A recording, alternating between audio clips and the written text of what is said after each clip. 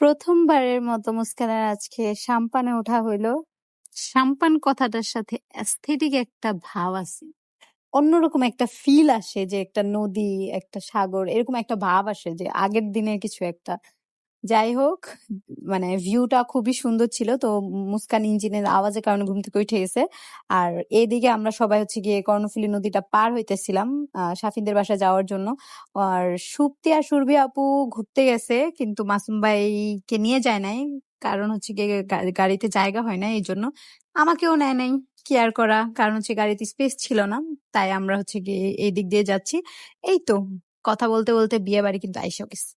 এটা হচ্ছে গিয়ে সেই মানে রাস্তা থেকে আর কি সাফিনদের বাড়ি পর্যন্ত লাইটিং করা হয়েছে, খুব সুন্দর লাগতেছিল। দূর থেকে আর কি সাফিনের চাচি দাঁড়ায় দাঁড়ায় দেখতেছিল যে এটা সবুজের বোর মতো লাগে, সবুজের বোর মতো লাগে।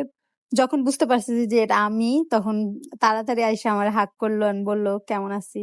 আসলে ওনাদের এই বিহেভিয়ারটা আমার কাছে খুব ভালো লাগে। চট্টগ্রামের মানুষের যে এই আন্তরিকতাটা, সেটা আমার কাছে খুব ভালো লাগে। এর আগের বার যখন নাহিদের বিয়ের সময় গেছিলাম, তখন সবার কাছে জাস্ট পরিচয় করে দিছিল এটা সবুজের বউ।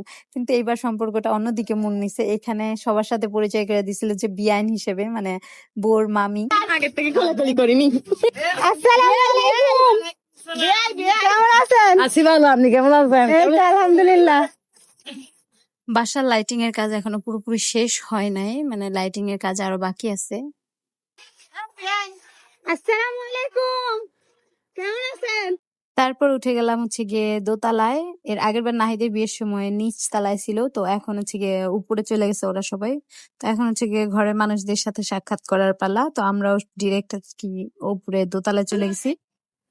আসসালামু আলাইকুম, কেমন আছেন? সবার সাথে হাগ করার বিষয়টা আমার কাছে খুব মজা লাগে, খুব এনজয় করে আমি ফিল করি এই জিনিসটা। তারপর সবাই বসলাম নাস্তা করতে। তারপর নাস্তা টাস্তা করে একটু রেস্ট নিলাম।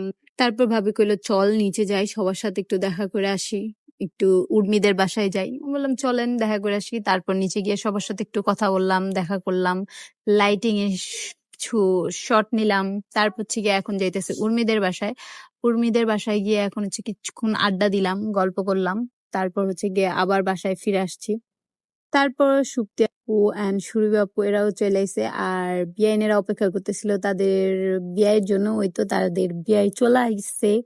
এর আগের বার শুধু ছিল সবুজ, এখন হচ্ছে সেটা বিয়ে রূপে রূপান্তরিত হয়েছে। তারপর এখানে নাচ শুরু হয়ে গেছে, আর আমাদের জান্নাত তো অল টাইম রেডি নাচার জন্য।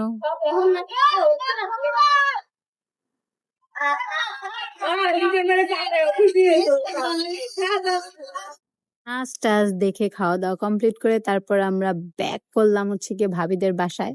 এখন হচ্ছে গাড়িতে গান চলে, কিন্তু আমাদের গাড়িতে হচ্ছে গিয়ে ডুরি ডুরি গান চলতেছে। কারণ হচ্ছে আমাদের মুস্কানের জন্য এখন গাড়ির মধ্যে গানের বদলে মানে কবিতা চলে, মানে বেবি গান চলে।